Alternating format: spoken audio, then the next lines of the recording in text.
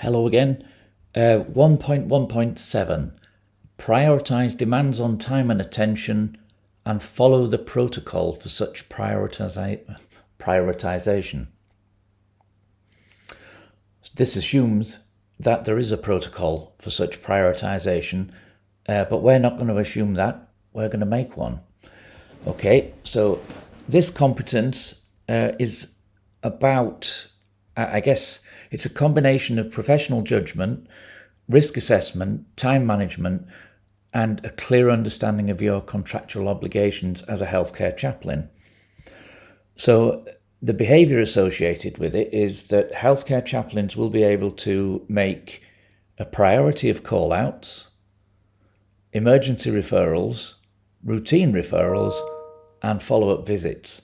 Now, that suggests to me that the best place to start looking for this is probably a job description, so that's what we're going to do. I'd like you to find 2 different job descriptions for a healthcare chaplain in Scotland, or the UK if you can't find Scotland, and then identify the main duties and responsibilities. Then, once you've got those, without overthinking, identify and then rank the 3 top priorities in them. And there's a bit of a clue there, okay? And then I've identified some seminal texts here. Mowat and Swinton, back in 2006 or 7, I think, wrote this report called What Do Chaplains Do?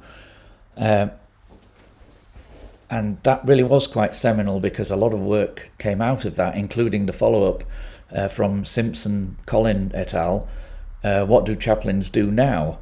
It also spawned What Do Others Think Chaplains Do Here? And some self-reflection here in the bottom called What Do I Do? A taxonomy of chaplain activity.